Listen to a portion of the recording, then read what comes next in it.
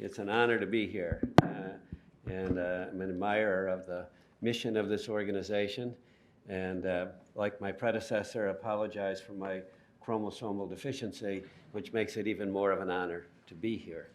I'm going to change pace a little bit. I want to have a conversation. I'm going to talk about women in academic medicine, give a little bit of historical perspective, and then try to connect it to some of the excellent talks we've heard this morning, which feed right into the themes that I would like to bring forward, and hope there'll be a little bit of time for conversation. So I'll keep my words short. Let me start by summarizing what I'm going to say. Women in academic medicine has been a subject discussed for at least 50 years. We have made a little bit of progress, and I'll emphasize a little bit of progress. And it's time to think about another approach. So the Macy Foundation, which I was privileged to be the president of for 10 and a half years, had 3 conferences on women in academic medicine, the first of which was in 1966. It's not a new issue. The second of which was in 1976. The third of which was in 2006, when my predecessor, June Osborne, who I know was an active part of this organization, led a conference on women in academic medicine that was chaired by Kathy DeAngelis, the editor then of JAMA, one of the most highly reputable journals in medicine. And the 2006 conference reviewed the state of women in medicine and acknowledged that some progress had made. About that time, the admission of women to medical school began to equal men. So it's just a little more than a decade ago. It actually, as an aside on that, it never quite equaled men until just 2 years ago.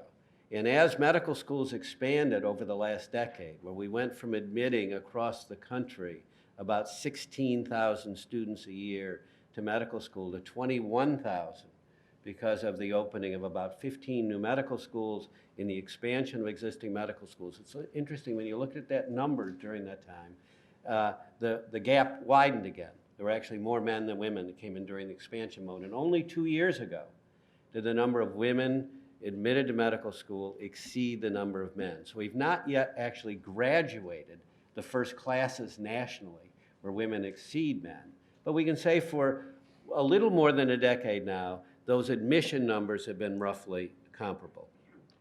But it was very clear when the Macy conferees looked at the state in 2006 that this was not reflected at all if you looked upstream and at the leadership level. So the conferees made a number of recommendations with very specific numbers attached to them. It was very interesting to go back and review it, that they made the target that by 2025, which was 20 years after they were conferring, that 50% of the department head positions in medical school should be women.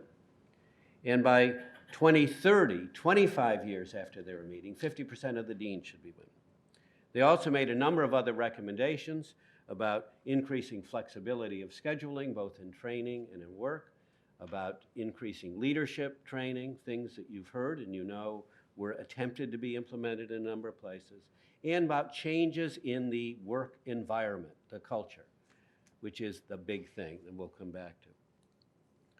So in 2016, I was asked to write a commentary for academic medicine, partly related to the fact that a number of articles were being published by the Research Partnership for Women in Biomedical Science.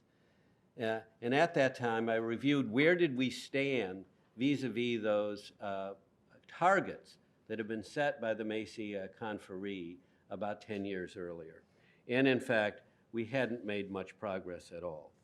The number of women who were department heads at that time was 15%.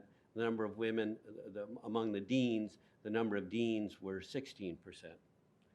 So it was clear that we had not made a lot of progress. The scholarly work being done by the Research Partnership continued to document gaps in salary, gaps in promotion, and gaps in opportunity for women in science and academic medicine that were not related to identifiable differences in the quality of performance. And let me emphasize that. Not related to identifiable differences in quality of performance. So where are we today? I have the most current data for the AAMC that have not been published yet, but I've been allowed to say them. And sadly, they show that we've not moved the needle much at all. 18% of the department chairs in the country are women. 18% of the deans are women.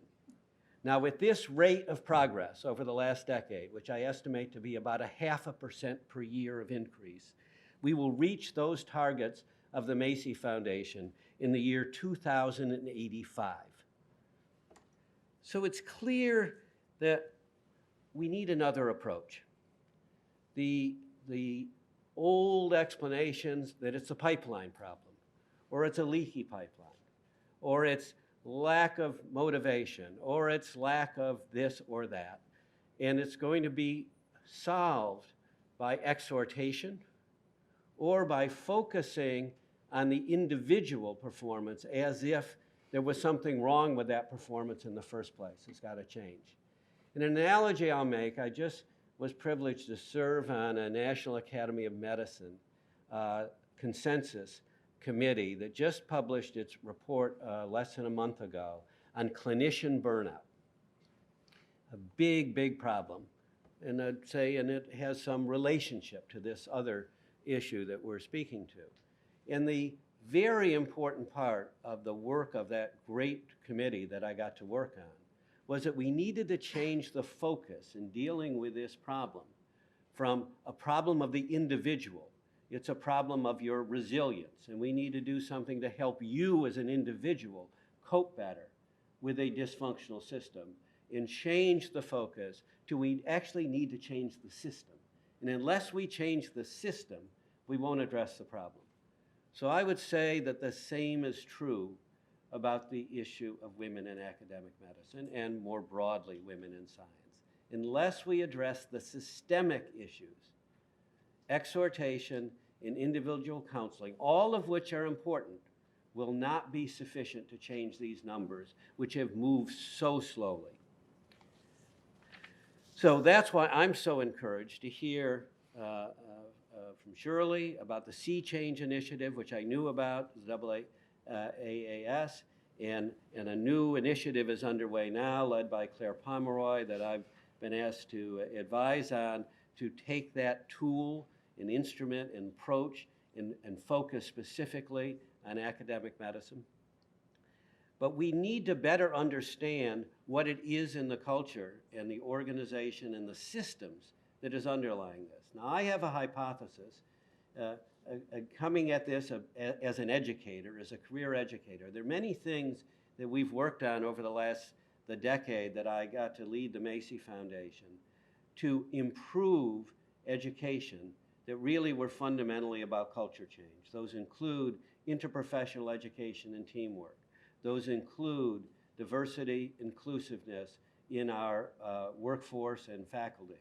Those include making for a better learning environment so that everybody will reach their full potential and will reduce the amount of burnout and disillusionment and career regret.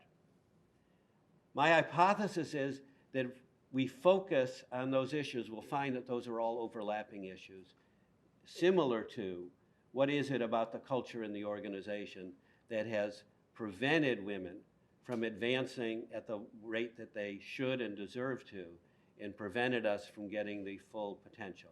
That we'll find they're very similar characteristics of organizations, and if we fix one part of the problem, we'll fix the other, because it is about the openness and inclusiveness of the organization. Its openness to change, its openness to full participation. And I don't need to tell this group that the issues involved are so critical. And it's not just an issue of social justice, which is important, of doing the right thing. It's actually an issue of the success and excellence of our institutions.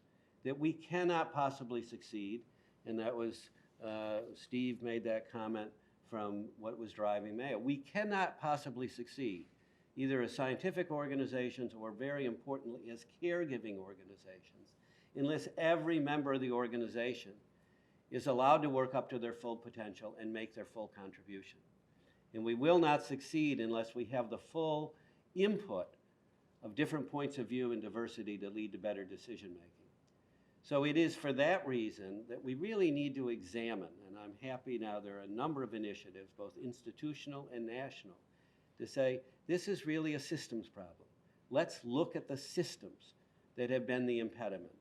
And while exhortation is still important, individual training and mentoring is still important, those need to be in parallel with a fundamental examination of the organizational structure and culture of the organizations in which we work that has denied full realization of potential to now 50% of our workforce. So I want to stop there and hope there'll be some comments to kind of connect the links of Shirley's talk, Steve's talk, and then that wonderful inspirational talk from Beth, and I know she's not here, but what she was doing was system change. So that there is a common theme here that came out this morning. And I hope I could stop in time to allow some comments from the previous speakers and from others so we can kind of connect these dots. Shirley, would you have any? I just wanted to say that previously we had not really thought about medical schools because they seemed impenetrable. Okay. They're designed that way. I know, but the thing is that when you stop and think about it, the consequences of medical schools, academic medical centers that do not work for everyone are much more dire. People die. And the major point is that's why we've started to form the connections, build the connections to AAC, build the connections to the women who are really looking at this whole question of the academic medical centers.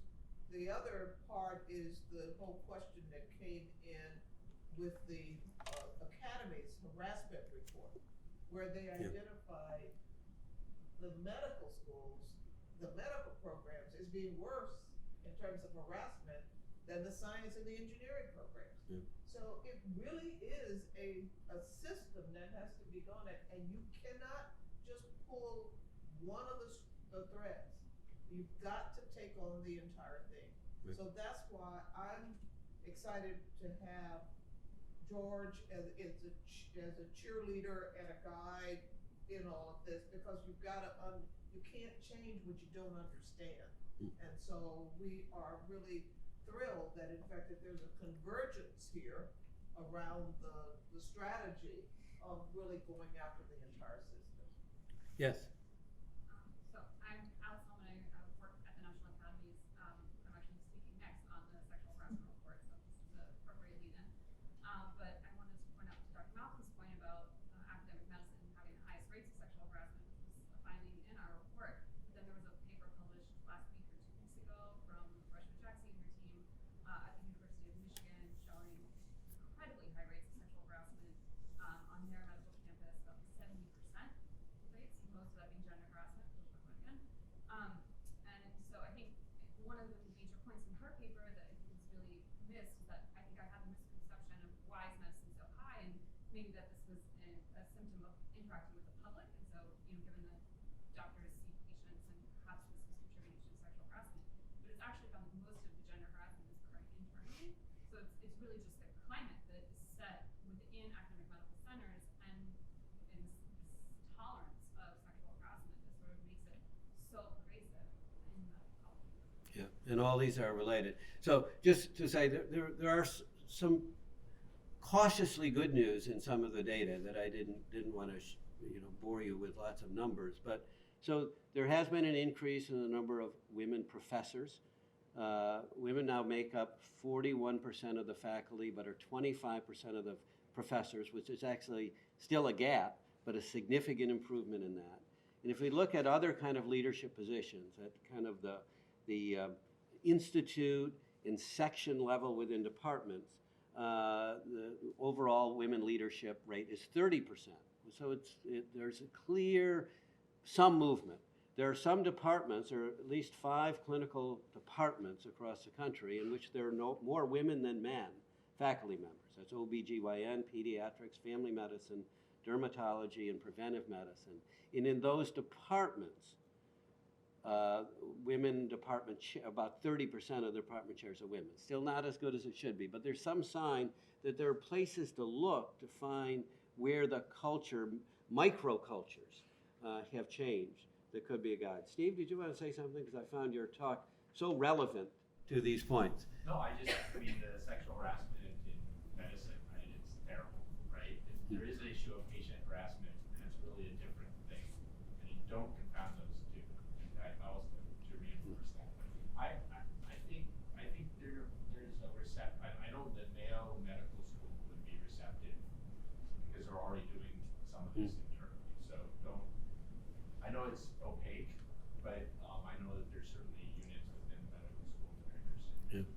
So one of the driving principles I had in running the Macy Foundation that we needed to make our educational processes more relevant to the public we serve and to the needs of patients. So we need to be thinking more internally about how we are serving that public need. And one of the things we need to do to serve the public need is to educate all of our health professionals to work in teams, to respect other professions, to respect other team members.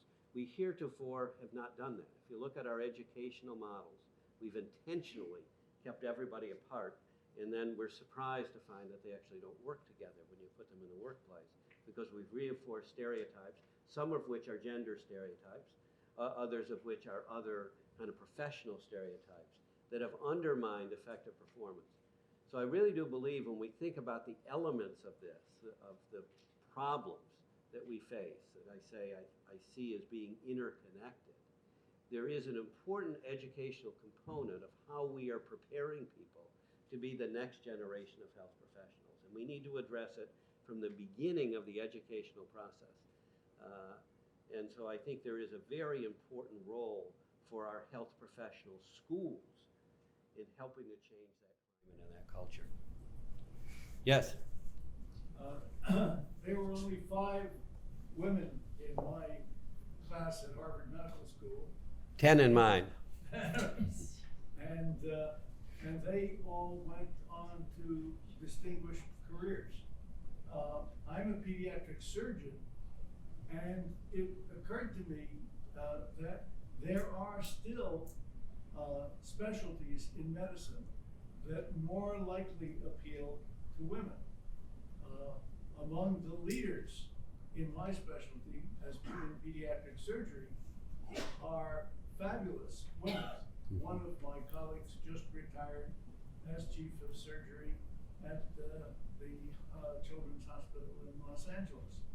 But aren't there some logical paths for women, like pediatric surgery or pediatrics, or you've named some of the others, that women would be more comfortable in and should be encouraged in? Absolutely, but I would say that women's talents could be used in all specialties, and leadership opportunities should be open in all specialties. But I think some will more likely happen sooner than others, and already that's evident.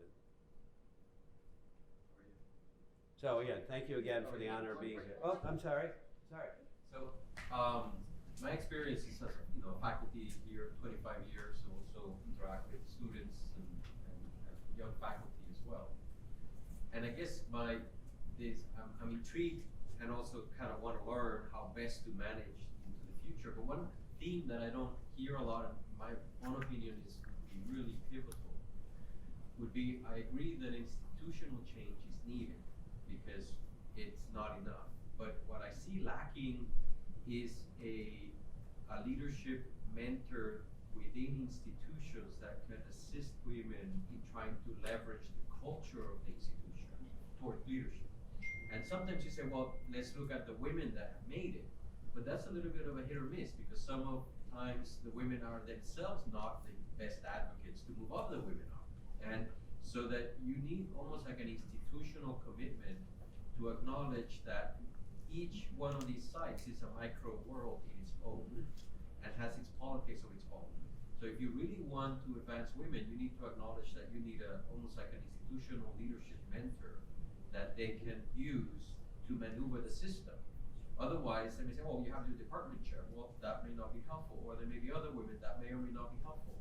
So you almost need to really single this mentorship component out, but not almost on an institutional level.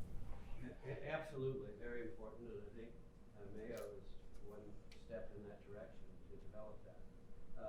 But I say that has to be done in parallel with the institutional changes that will make it more possible to succeed given the right mentoring. There's never going to be a time to say, of course, all of us have benefited from mentors.